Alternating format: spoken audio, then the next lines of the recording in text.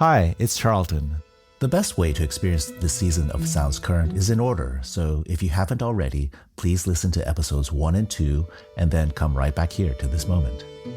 I always start with the structure first. It's like building a house. This is composer Huang. You need to know how big this house or how small this house you want to build, how many rooms, things like that. So to me, I plan how long this piece I want it to be, how many movements or how many scenes, and what kind of work that should be. Is that a song cycle? Is that a choral piece? Or is that a theatrical piece being sung? In 2017, my colleagues and I in the Del Sol Quartet received an incredible grant to commission the Angel Island Oratorio, adapted from poetry carved by Chinese immigrants on the walls inside what served as a detention center from 1910 to 1940 on Angel Island. When I was reading the poems, these poems and this subject cries out to be created as something bigger, larger scale, so that people could really feel it, could really see it. In alignment with Huang's vision, this collaboration, which began as an oratorio for string quartet and voices in 6 movements, has gained momentum and snowballed into an opera with 8 movements. Our productions have included video projections, choreography, and even a stage filled with water. But let's not get ahead of ourselves. My name is Sidney Chen, and I am a singer. And I have been working with Volti in various capacities since 2000. As I'm sure you've realized by now, Huang wasn't our only collaborator on the Angel Island project. Volti is a vocal ensemble dedicated to the discovery, creation, and performance of new vocal music. So we wanted to give composers the opportunity to play in the sandbox.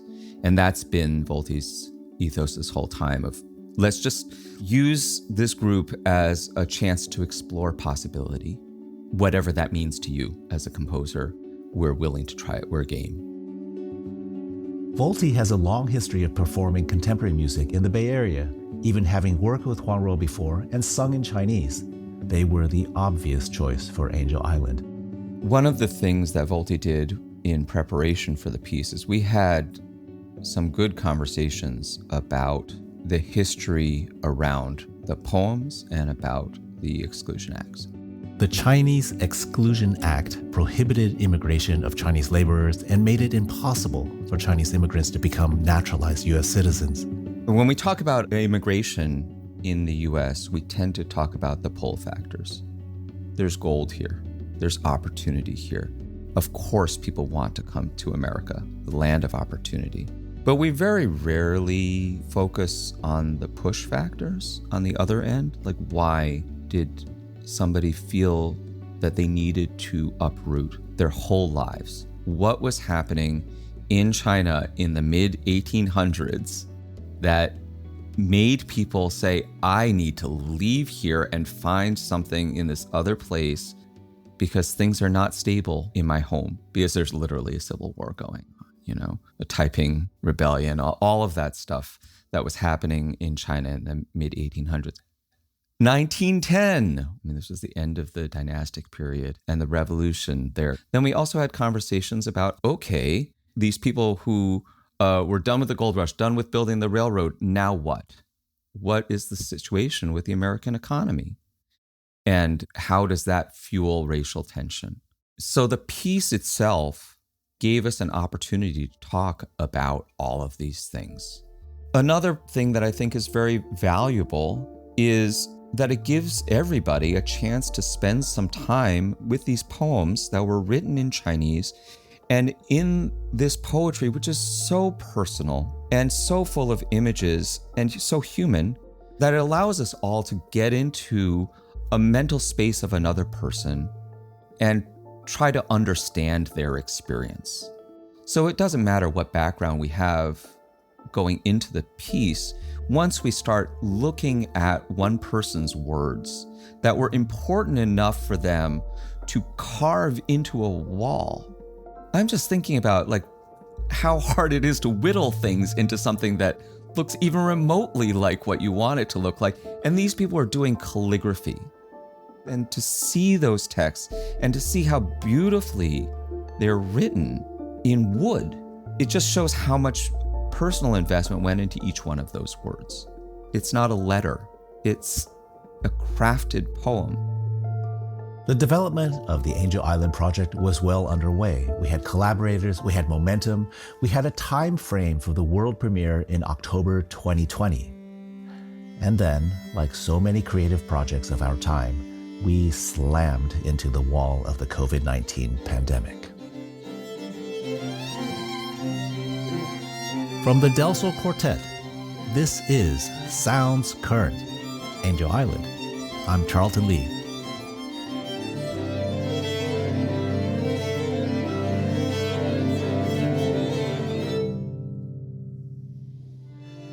We started developing the project, and this was 2017, the beginning of a certain president's time in office. Here's Catherine. A lot of the language and the policies that were coming out where this project took a new light, where suddenly it felt as ever relevant and not just a piece of history. We were edging towards the premiere in October of 2020, and of course, the pandemic hits. And not only can we not do this project in October of 2020, but the anti-Asian discrimination and violence in the Bay Area, in New York, throughout the country. We actually had a neighbor deliver a package, tell us, oh, be careful, that came from China. You don't know what's in there. You don't know what it's carrying. And then we were experiencing in our community this violence against Asian seniors that was quite disturbing, with our elder Chinese women scared to come to our performances because they're scared of being attacked and killed because their friends had been.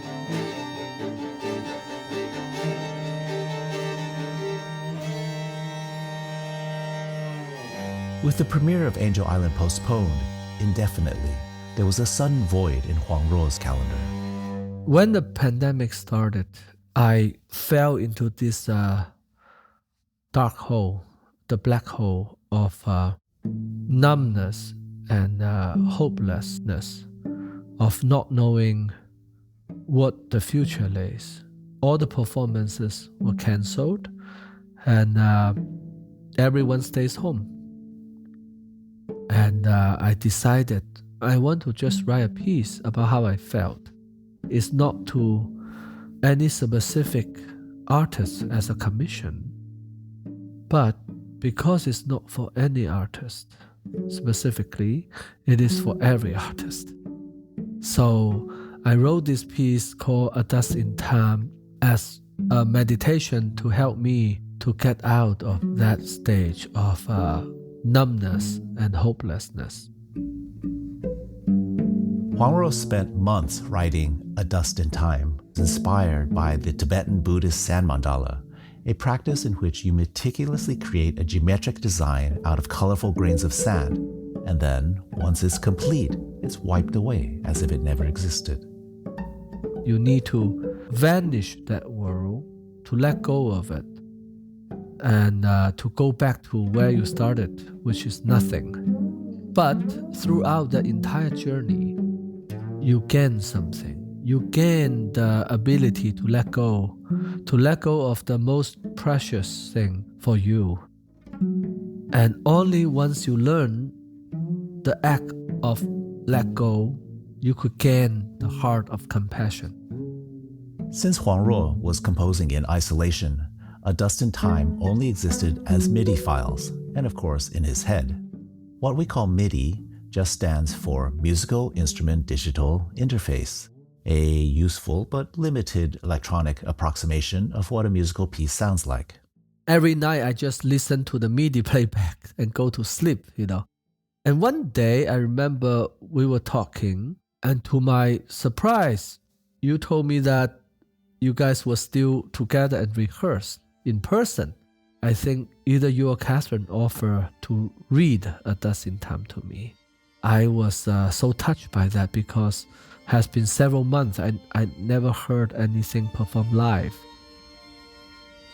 So I sent you what I have, and we had a Zoom rehearsal. And I remember once I heard the section you played for me, I was in tears because that human desire of wanting to connect, wanting to be heard, wanting to create together, it was so strong, and even we are so far away, but it was so close. The pandemic to me, it was a great learning experience. Of course, I lost a lot of things as well, including my own mother who passed away during the pandemic. But artistically, I walked out being a composer that has more things to say. We later recorded A Dust in Time, which you can hear on most streaming platforms. And I think what's interesting about the pandemic delay is just how the project changed because of it. You know, we met Andy Huang at the reception for the grantees of the Hewlett Foundation 50 commissions. And she came up to us and just said, "Hey, I'm an Angel Island descendant. Can I be part of your project?" I mean, maybe it wasn't quite that blunt. She said, "If there's anything I can do to help you, please let me know." Well, that's Andy's way of saying, "Can I be involved?" Yeah. It's kind of amazing because I tend to like to dream a little bit. This is Andy Huang. And you never really know if things are going to happen. But I sat and kind of wrote a brainstorm list. When we first started working on the project, it was in an elementary school. And that was just really fun to see. How could you take a story that's so complicated and so traumatic and make it something that young people and their families might like to know more about? And so we did a series of family art nights. It was fun because it was around Thanksgiving time.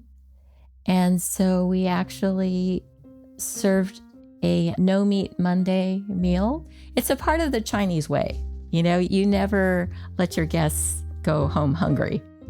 We served fruits and vegetables that were grown in my cousin's garden. He grew giant pumpkins. We brought the giant pumpkins in, and we encouraged everyone to storytell.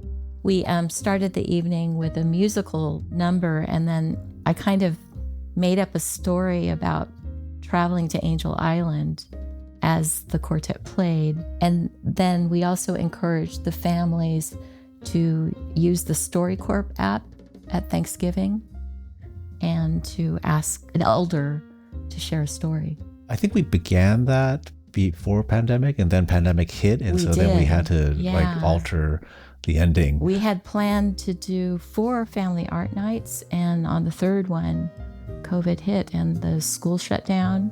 So it was a little bit surreal because, you know, we were trying to teach people about this history of people being detained, and then all of a sudden, everybody was detained. And so at that time, the Angel Island Immigration Station Foundation started exploring how to create virtual exhibits. And so we parlayed the kids' poetry into a project that then went into the virtual exhibit on poetry. So you can still go to that exhibit and see the kids' work.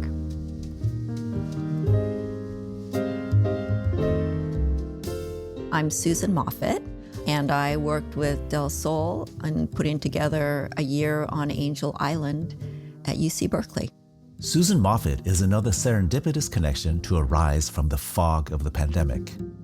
You know, I had attended an event at my friend's art studio and gallery across the street.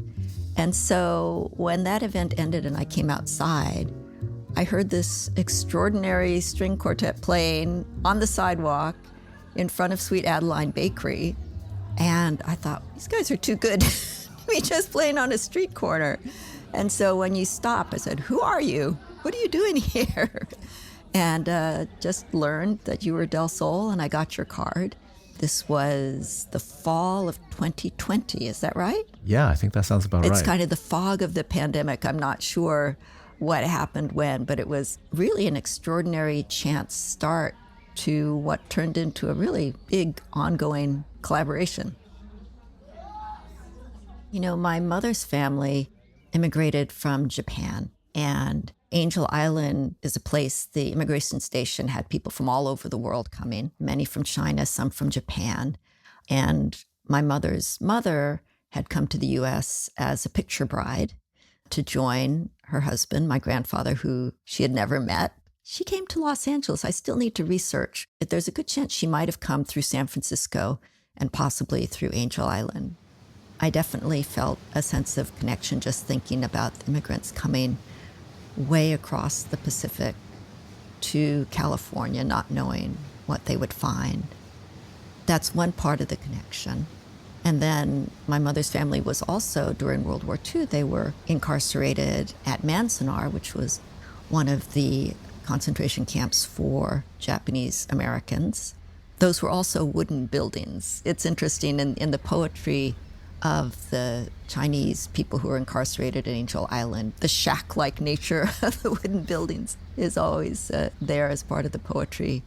And it reminded me of my mother talking about how at Manzanar, the wooden barracks that families were put in kind of with no privacy, no dividers among the units, that the cracks between the wood, the sand would come blowing in. So just kind of the notion of the wooden building was something that was kind of resonating for me at that moment. We have even more examples we could share, but suffice to say that the pandemic transformed what originally felt like a brick wall into a launch pad for new ideas. It became everyone's story. It began with the music, but it was an offering from everyone, and I think that investment needed time to grow. The piece did finally premiere in October of 2021 in 2 parts at the Presidio Theater, and then 2 subsequent performances the next day on the island. Ben, do you remember sitting outside at our Airbnb at Bard College looking at the ferry schedule? Yeah, there were some concerns at the last minute. You'll remember our violinist, Ben, from episode 1. Huang is a generous composer in many ways, and one of those things is that he doesn't skimp on length. So the piece turned out a lot longer than we'd expected, which is great. Twice as long. Twice as long specifically. Because it's all beautiful music and it's monumental and huge and impactful, but the ferry schedule doesn't budge.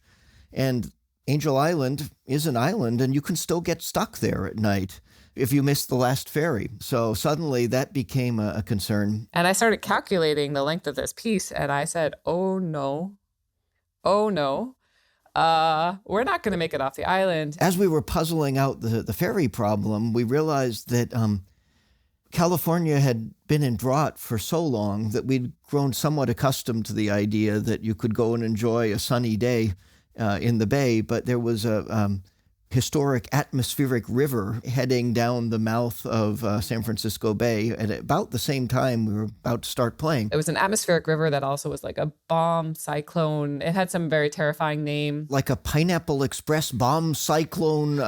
Something very impressive. And it was terrifying because it was the pandemic. We couldn't be inside, and so we needed to be outside. And it actually turned out to be a wonderful sort of blessing in disguise because of the rain, we were invited to perform inside the detention center barracks. We were trying to make plan B and plan C, and we're like, well, if we are inside, could the choir sing outside without masks? And I remember Casey Dexter Lee, we had her stand outside the detention barracks shouting into the detention center while we were like, well, does this acoustically work? The first performance was an amazing day to be here because I was very busy. You'll remember Casey Dexter Lee, Angel Island State Park interpreter, from the last episode. I was in and out of the building, and I actually have a video from that day that I took from the outside of the building, and the weather wasn't great. It wasn't raining, but it was almost raining. So I just took kind of this sweeping video of the site, which is really just empty of people outside, and coming over to the building, and the whole time you can just hear this beautiful music emanating out of the building. And it was just so kind of hauntingly beautiful. I was brought to tears at one point listening to it, and I think Huang looked at me and I was a little embarrassed. Andy Wong and Jenny Lim were also a part of the premiere. Talk about opportunity. There was the atmospheric river. Exactly. And I remember going to the station and Casey was trying to figure out, well, could we put the choir outside and let them sing? So I actually have video of her opening the windows and going outside and seeing, okay, can you hear me now? So it was the last minute decision. Oh, it was totally, yeah. it was totally the last minute. It was crazy. We were definitely planning to be outside originally. Yeah, the whole time was planning for this to happen outside. And then that morning it starts raining and they're saying, well, the instruments are wood. They can't be like out in the rain. And the whole thing was moved inside. And it was amazing. The spirits prevailed. Right. My mother would say it was because of the feng shui. Yeah. Yeah. Feng shui. Oh, yeah. Yeah. Oh, yeah. It had to be that way. Well, and then it was really strange because right after we left, I think there was a fire on the island. Oh, God. Yeah. Casey had to... she had to call and have them shut off power to the island, but it shut off power to like Marin too, because there's only like one switch. Oh, God. That's See, so after you performed, the spirits say, pull the plug. It had to be that way. Yeah, I almost forgot about That's the grand that. finale. I missed that part. Yeah, I didn't know about that. It felt like the spirits were like, yes, now you hear my story. And it felt like these voices that had been etched over 100 years ago came to life again. And it was just one of the most magical moments, I think, even today, of this whole project, of just feeling that acknowledgement and that the power of that space. You know, I think another important part of the timeline is that, you know, you get the piece, you get to know it, and in a way you kind of fall in love with the piece on a purely sort of musical level. But then the first performance is the time when you experience how or if it connects to people, to listeners. And the first performances were really revealing to me in how much it meant to that audience, the people who came out. And I don't think I had understood that yet, that hearing this music in that place was a very important part of some people's lives. Here's Sid. I think especially at that time, to be coming out of the pandemic and having a chance to work on something really substantial and really emotionally and intellectually gratifying, that is a joy, right? To be in an environment where everybody is not just accustomed to, but really in love with the creative process of making something new and watching it come together. I mean, there's an inventiveness that just comes with making contemporary music happen. And then there was the process of actually going into the building on Angel Island. That was such a deeply memorable experience. To be in the space where people had actually been interned and where the words were actually on the walls. And it was a beautiful sounding room, this wood room. It was a shoebox of a wood room. There was a point where I really had this sense that like the walls are singing right now. The walls themselves are singing right now.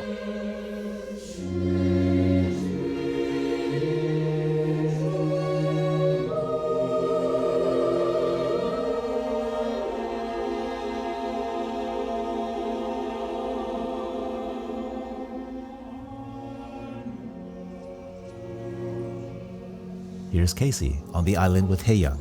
We're really committed to finding ways to include the arts in the storytelling at this historic site. Performances like these draw in a visitor that maybe hasn't been to Angel Island before. I was telling one of our newer staff to just kind of take a moment and take it all in and remember it, because these types of things, they don't happen every day. You know, they are special, and a different way to tie to the site your feelings and the emotions of the story here. It's something that if you have a bad day, you can look back and feel like, well, today wasn't great, but that day, oh my gosh, like I will remember that forever. You know, getting to work here is a strange job. It's an unusual job. You know, sometimes we have to separate ourselves a little bit when we're talking about this tough history every day. You know, talking about racism, talking about people being treated unfairly, reading the poems on the walls here. A lot of them are very emotional. So when we can have space to kind of let those emotions come out and hear someone else's perspective on those emotions, it's a really beneficial experience for all of us. And those reverberations from the premiere began to ripple outward. Here's Susan. I had been to Angel Island many times to go hiking, and I had never been to the Angel Island Immigration Station and the preserved historic buildings there. It was especially moving to be inside those wooden detention barracks for the first time where people had been incarcerated, and to listen to the choral voices along with your quartet. So this very kind of human sound of singing in this kind of building with a lot of ghosts in it. One moment I especially remember was as part of the Oratorio, there is a spoken part in which the racist words of the leadership of California at that time are spoken. And just hearing that within the place where people were jailed was really powerful. And it was kind of a gray, rainy day, I remember. So it was a very striking experience. The hordes of Asiatic coolies that have found their way to our land, threatening California and the whole United States with the establishment of a heathen Chinese republic, should be controlled in the interest of our grand European and American Christian civilization. If this country is the asylum of foreigners, it is not or should not be the refuge of paupers, convicts, and slaves, such as are the bulk of the Chinese now here and immigrating hither. They should be made an exception to the rule which operates to the advantage of desirable immigrants. The Chinese in California are the advance guard of numberless legions that will, if no check applied, one day overthrow the present Republic of the United States. Those now here are And the morals, that's how that one performance on that rainy day inside the detention barracks in the Angel Island Immigration Station, that led to a whole year of programming at UC Berkeley.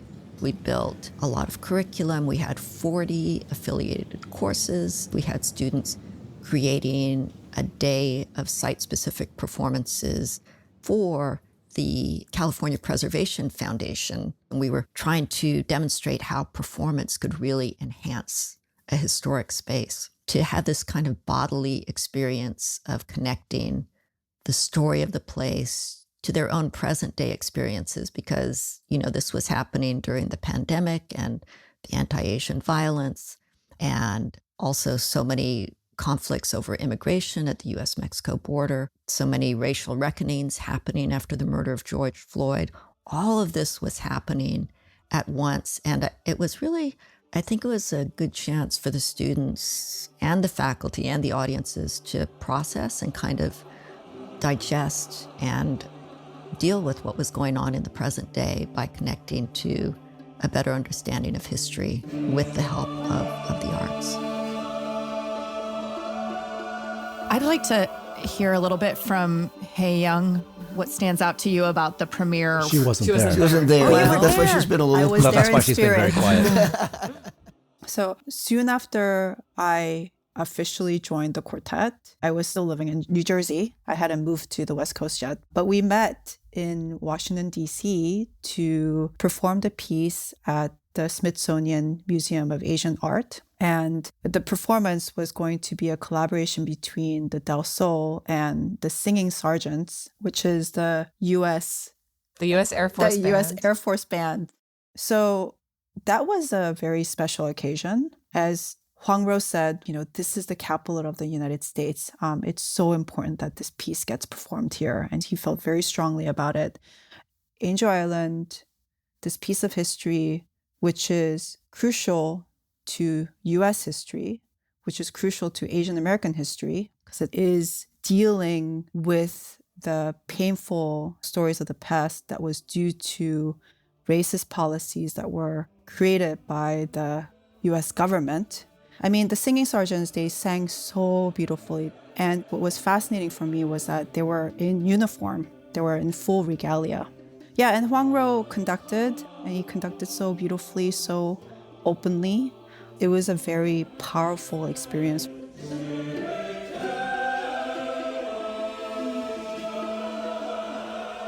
I think it was maybe late 2022. One of the organizations that we've partnered with in Washington is called Washington Performing Arts, and they reached out proposing this project. This is Taylor Armstrong, Senior Master Sergeant in the Air Force Band in Washington, D.C., currently pianist, conductor, superintendent, and music director for the Singing Sergeants. Most of us as musicians have a natural curiosity of all kinds of projects, but then we have to put the lens of military music on it and just make sure it's something that makes sense for us to do. And once we checked all those things, we were eager to be involved in helping to see it through. It was an absolute honor and pleasure to work with you. The Singing Sergeants sounded amazing. And from the first note that we heard when we got to DC, we were so impressed. Thank you. Yeah. The piece does look at historical policies that our government has set out and sort of the ramifications of those policies. What was it like to then be a part of that? On a personal level, it's very easy to sing about good things and to celebrate. And we do plenty of that. We do lots of that as we honor veterans and things like that. But I think highlighting the pain of the poems, which the chorus does in the work, and the vocalists, the singing sergeants, being able to be singing and making music to that painful poetry, that's part of what musicians do, and that's what military music can still do. It can bring emotional connection to music in a historical context, and sometimes history hasn't been pretty. So I think those are all, how I approached it personally, but I'm still also wearing the uniform and making sure that aligns with the views of the Air Force. And I think we did that. I hope we did that with integrity and with honor. I think then just setting apart the poems and then the spoken portions that accompany the movements with just the string quartet, which are perhaps some of the more painful words for the audience to hear, because they are in English and they are written from what we clearly see as, a point of view that very few people identify with, I would hope, in modern times. But those painful words in English as well were part of it. But just, again, bringing to light history is the way we approached it as an organization. The sections we're talking about depict some of the racist viewpoints of that period in history. For this particular staging, the singing sergeants couldn't be seen on stage in uniform while these racial slurs were being hurled, so it was decided that they would leave the stage during spoken sections. Sergeant Armstrong and two colleagues acted in these scenes out of uniform.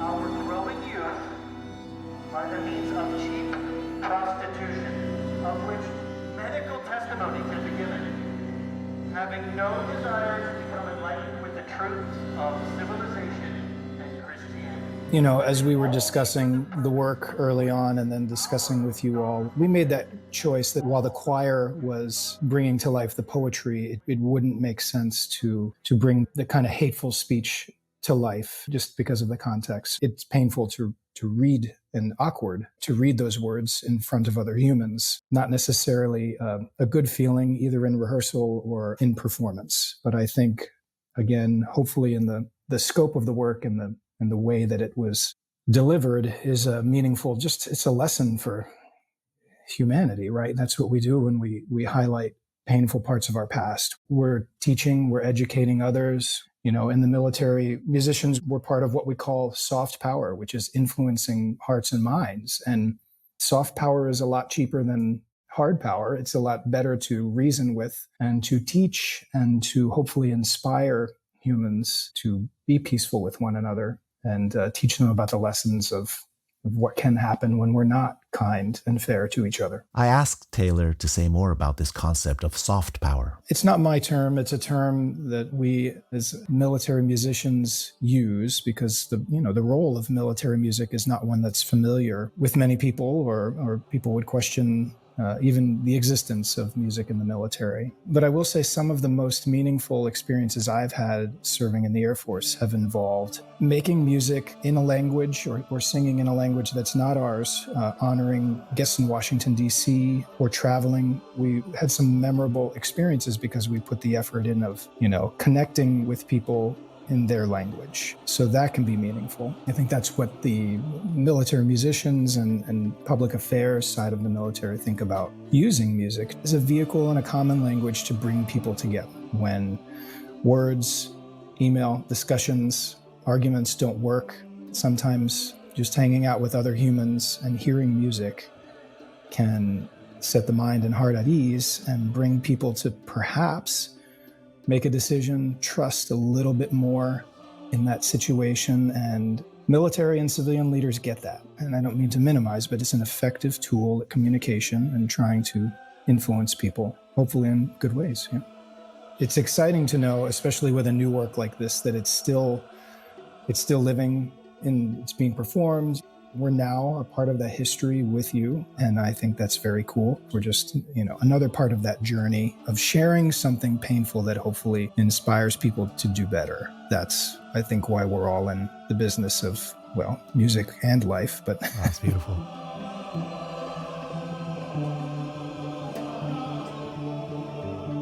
And then, like a month later, a week later. May 1st, we were in D.C. performing. On May 7th, we flew to Asia. Okay. I had no recollection of it being that. Okay, so we flew to Asia, and then we went to Singapore, and we performed a piece at the Singapore International Festival of the Arts, which was fascinating because they had invested a lot of resources for this very, very big, fancy production where the quartet was on an island in the middle of the stage, and they had flooded the whole stage with water around us. And this beautiful choir from Taiwan and dancers and costumes, makeup, hair. Yes, it was fabulous. Okay, you have to see this to believe it. Fortunately, we captured just a taste of these visuals on our Instagram @DelSolQuartet from May 2023. What's particularly interesting to me about the Singapore performances, aside from the production value itself, is the backdrop of complex immigration issues across Southeast Asia. There is the treatment of ethnic Chinese as second-class citizens in many countries. Yet Singapore, which is a majority ethnic Chinese, is grappling with its own immigration policies towards others. So even though Angel Island is so many thousands of miles removed, the story still hit deep for the audience there. So in Singapore, Huang actually expanded the work from 6 movements to 8. Can you talk about what learning the Titanic movement was like? Yeah. Sure. Okay, I can talk about that. The 7th movement of the piece, also known as the Titanic movement, is one of the most physically demanding pieces we've ever done in the entire history of Del Sol. It's not an easy movement. Yeah. And I remember we got the music pretty close to the performance, right? Yeah. Yes. So we basically had to do a lot of the rehearsal while we were in Hong Kong. I think the memory of learning that piece is hotel rooms. Yeah, hotel rooms. Yeah. We're lucky. Like being squished. The Grand Excelsior has very tolerant noise policy, apparently, because we got away with rehearsing it a whole lot. Oh my God. Yeah. I have this image of looking at the boats leaving Hong Kong to come here and feeling kind of dire panic. It's a very intense movement where we don't stop playing for 12 minutes. Yes. And it's fast. And it's rhythmic. And we don't all do the same rhythms all the time. And the rhythms don't stay stable. It changes very often. So it took a lot of work. And we were really learning even through the performances. Every performance was a different experience. Well, I think what's so interesting is we had performed the Oratorio already so much. Right. And then all of a sudden you change the scope and the scale of the piece. So my experience is that you get to the movement 6, and previously there had been this sense of relief of okay, we made it, because it's a lot of playing. It was an hour and 20 something minutes of straight playing for us. And so there was a sense of relief. And then all of a sudden now what's next is this Titanic of a movement. I mean, it's exploring the 6 Chinese men who survived the Titanic and then weren't allowed into this country because their papers had been lost. And yet that feeling of that movement is like, I've tried to stop saying this, but I like, don't shipwreck, like just, keep your eye on the prize. It's a journey of intention and commitment and mental and physical fortitude. So you get to the end of an hour and 20 minutes and now you have to jump on the Titanic, and it was.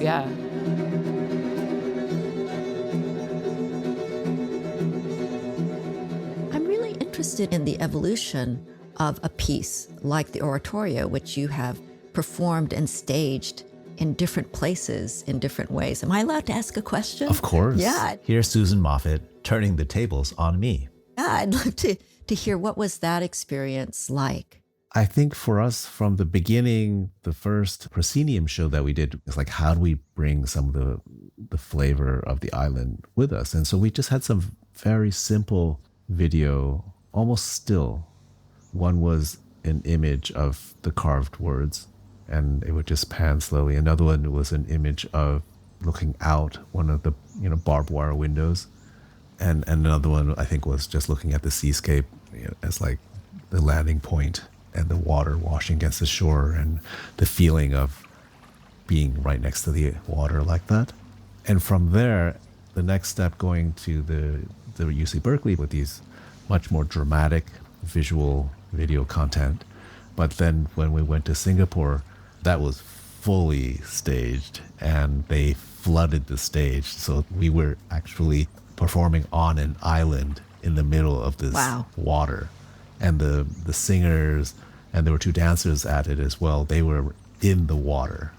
They were literally like walking around in the water. And one of them was like fully drenched at one point, just like splashing around in the water. And by then, Huang, our composer, had added 2 more movements as well. It was just so dramatic, and there was so much more. And I know now the production coming up in New York is going to be another full-on dramatic situation where I believe the singers are memorizing, so they can be staged even more fully. They don't have to be carrying around books of music with them. And so I think this process of starting from a little nugget of an idea, talking with Huang Ro, it's like, we have this idea of using these poems, and then blossoming into this, what it is now.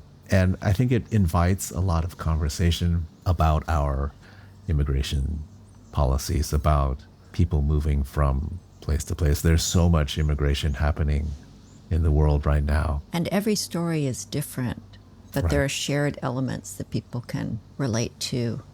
And the telling of those stories, whether it's within families or whether it's through art, it's important that the stories get remembered. And it's kind of incredible to think of the people who were detained in the detention barracks, who carved something on the wall because they wanted to say, I was here. Right. And more than just I was here, they had something very specific to say, often about the larger political situation.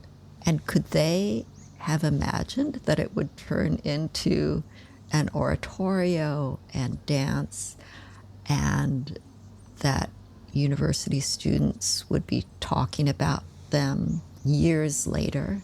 But some things also depend on chance, right? On the preservation of those buildings, the preservation of those poems. Maybe they would have been saved if Alexander Weiss, the state park ranger, had not been there, but it was important that he was somebody, a Holocaust survivor who had a very interesting life and ended up working as a park ranger.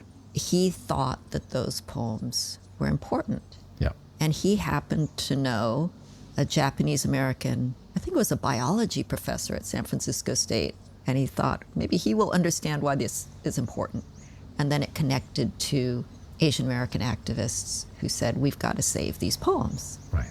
So if the poems and the buildings had not been preserved, the oratorio would not have been possible. All of this would not have been possible.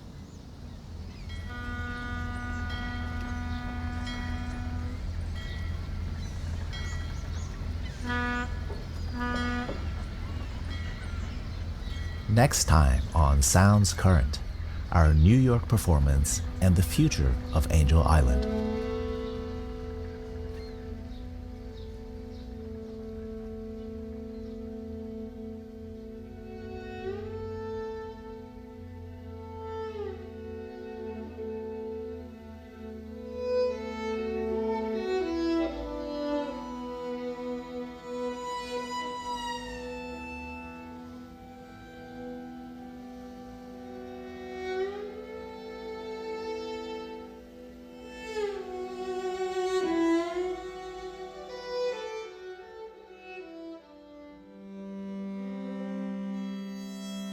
Sounds Current is a production of the Del Sol Quartet and the Del Sol Performing Arts Organization. Del Sol is Catherine Bates, Benjamin Preeth, Haeyoung So-yoon, and me, Charlton Lee. This podcast is produced and edited by Andrea Klunder at the Creative Imposter Studios. Technical direction and post-production audio by Edwin R. Ruiz. Additional production support from Alex Riegler. Show notes by Lisa Witter. Cover art by Felicia Lee. Our theme music was composed by me and performed by Del Sol Quartet. Angel Island was composed by Huang with generous funding from the William and Flora Hewlett Foundation, with additional funding from the Phyllis C. Wattis Foundation and the Clarence E. Heller Charitable Foundation. Special thanks to Andrea Fellows-Feinberg and Don Feinberg, who believe our stories are worth sharing. And thank you to all of our guests and collaborators in the ever-expanding world of Angel Island. You can find links to all of the resources and partners mentioned in this episode in the show notes in the episode description in your app and at delsolquartet.com/podcast. To learn more about Del Sol Quartet and the Angel Island Project, visit delsolquartet.com.